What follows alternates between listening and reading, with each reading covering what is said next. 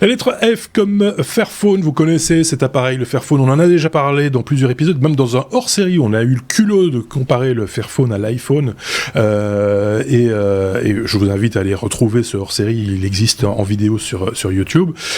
Sortie du Fairphone 4 déjà, 4e modèle, un Fairphone portable est-il encore écolo quand on sait que normalement, me semble-t-il, il était question de le garder toute notre vie, de remplacer pièce par pièce en fonction des évolutions éventuellement, mais aussi des pannes éventuelles, etc. Donc Fairphone 4, oui.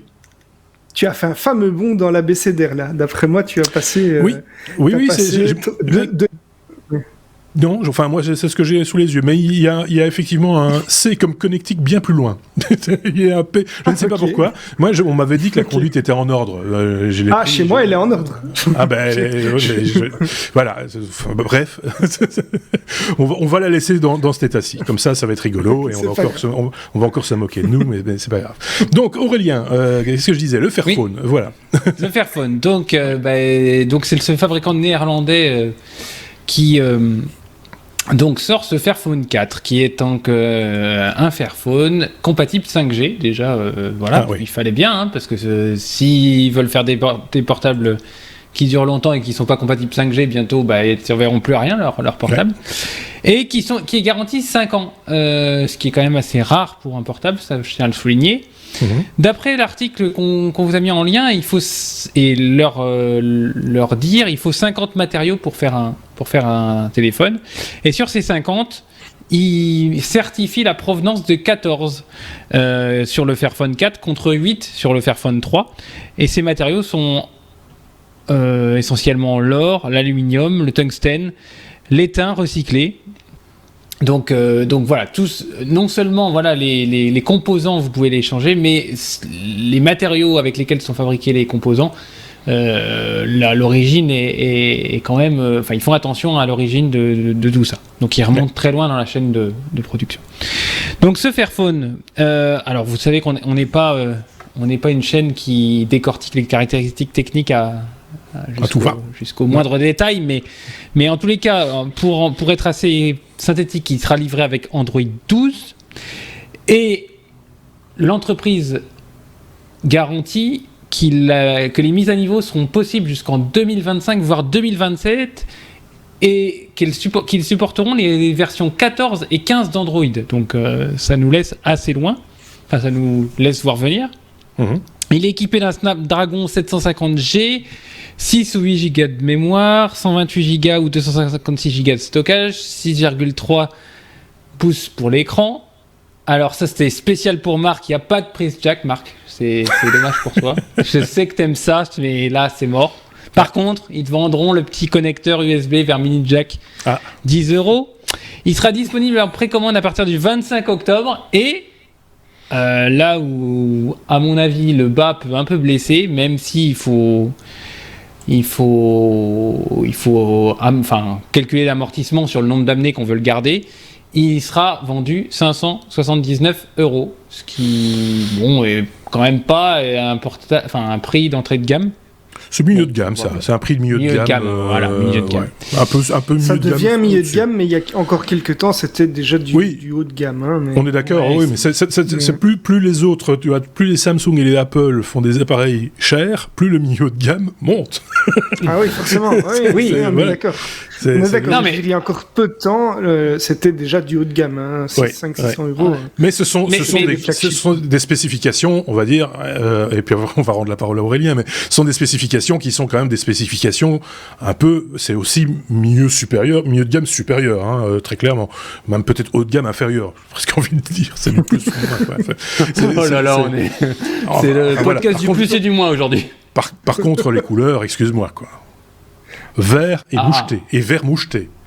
Moucheté. Alors tiens, ça me fait penser, on avait relayé un article de, je crois que c'est Asus qui vendait un portable avec du plastique recyclé qui était pas qui était moucheté pareil chez Microsoft avec la nouvelle souris qui est en plastique recomposé issu de la blanc mer. cette fois. Blanc moucheté. Le colorant aussi, ils connaissent pas. C'est ça. Donc, c'est pas très fair. Oui, c'est pas très... Bon, en tous les cas, non, mais à la limite, le prix, c'est discutable, parce que 500 € sur 5 ans, ça fait 100 € par an. Si vous achetez un Samsung tous les 2 ans à 200 €, ça vous fait 100 € par an. Donc, voilà, faut aussi comparer peut-être ce qui est comparable.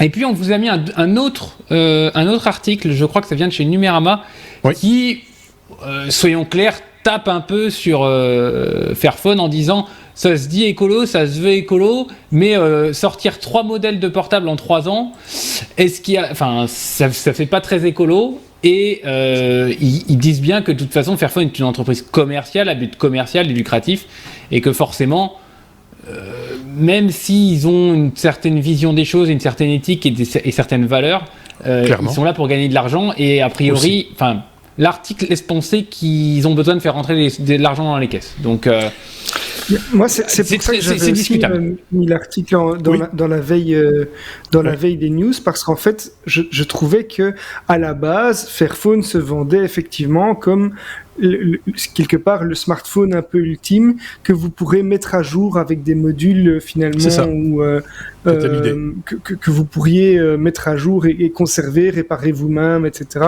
Justement pour conserver cette idéologie écologique. Et puis on s'en éloigne un petit peu, j'ai l'impression, puisque pas tant que ça. Quand tu regardes, tu vas sur le site du Fairphone 4, tu vois qu'effectivement il y a rien de soudé là-dedans, c'est plugué, c'est en tout cas plus facilement démontable. Au niveau réparation, oui, mais on est loin. Ce sont des modules. Alors, est-ce que c'est évolutif ? Ça, c'est autre chose. Ça, je suis d'accord avec toi. Je ne suis pas sûr qu'on est sur la même idéologie évolutive ou un peu à la carte, où on pourrait dire, tiens, je voudrais un appareil photo de meilleure qualité. Et je pense que ça, c'était un peu une promesse de départ, mais je ne sais pas si elle n'a jamais été exécutée, cette promesse. Tu vois ce que je veux dire ?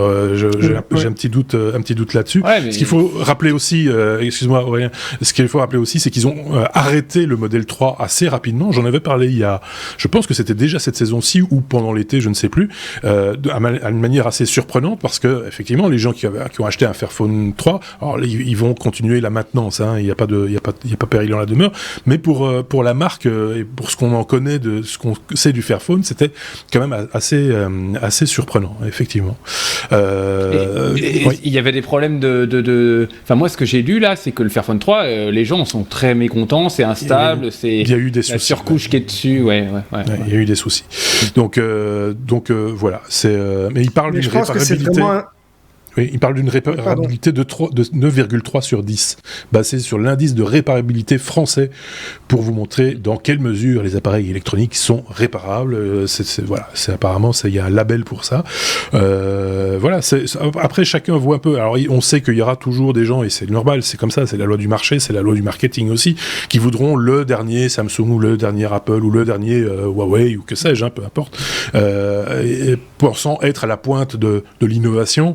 On l'a déjà dit 1000 fois depuis qu'on fait ce podcast, c'est-à-dire depuis maintenant 8 ans, il n'y a plus de réelle révolution en termes de smartphone. Il y a de temps en temps des évolutions technologiques, mais on voit quand même qu'on est sur un espèce de plafond qui permet quand même d'avoir un appareil qui va, avec des spécificités comme celle-là, surtout avec la 5G par exemple, de tenir, quand ils disent 5 ans, je pense qu'on peut raisonnablement penser qu'on peut tenir 5 ans avec. C'est pas rare de tenir 5 ans avec un smartphone, même avec un iPhone. Moi j'ai un iPhone SE, il a 6 ans cette année. Voilà. C'est le premier SE qu'ils ont sorti. Donc c'est quand on prend soin de ces objets et qu'on en est satisfait, il n'y a rien de très extraordinaire là-dessus. Après, il va y avoir évidemment une espèce d'obsolescence liée à l'OS, que ce soit Android d'un côté ou iOS de l'autre. Ça c'est indéniable. Oui, Xavier. Et je pense que les utilisateurs de Fairphone sont plus des personnes qui vont être d'accord de payer un budget qu'ils savent légèrement supérieur à la concurrence, parce que derrière il y a le côté fair, il y a le côté les produits viennent de sources bien identifiées, éthiques, et voilà, éthiques, etc. Je pense que c'est plus ça finalement que même la durabilité. Je vais spoiler un petit peu le hors-série dont je vous ai parlé en introduction, et qui date déjà un petit peu maintenant, mais qui à mon sens reste valable, c'est que quand on avait comparé Fairphone avec iPhone, c'était avec Stuff à l'époque, et on s'était rendu compte que, alors on va pas parler du côté éthique, mais en tout cas sur le point écologique, la marque à la pomme avait fait d'énormes efforts et arrivait d'ailleurs selon certains classements d'organismes écologistes, juste derrière le Fairphone. Dépassait pas évidemment, mais juste pas très loin, alors que d'autres marques, je vais citer au hasard LG, étaient dans le rouge cramoisi, parce que pas du tout transparent sur les origines des matériaux, donc ça se posait là au niveau éthique, etc., et refus catégorique de répondre aux éventuelles questions ou interrogations des consommateurs ou des associations écologiques. Donc voilà, c'est tout ça pour dire que c'est pas parce qu'une marque est très en vue ou très à la pointe, etc., que pour autant elle n'est pas écologique. C'est aussi un truc dont on peut sur lequel on peut réfléchir. Puis il y a aussi tout l'aspect recyclage dont il faut tenir compte. Si c'est recyclable, c'est déjà mieux que si ça ne l'est pas du tout. Et on a déjà vu des appareils, je pense on parlait la semaine passée de Surface par exemple, qui sont des tranches de colle dans lesquelles on ne sait plus récupérer les composants après, qui sont très très compliqués à passer au recyclage. Donc voilà, c'est des réflexions quelque part qu'il faut, enfin si en tout cas ça vous touche, des réflexions qu'il faut avoir au moment de l'achat et au moment de vos choix technologiques. Voilà. On avait des trucs à rajouter ou pas ? Ou pas ? Ok, lettre suivante.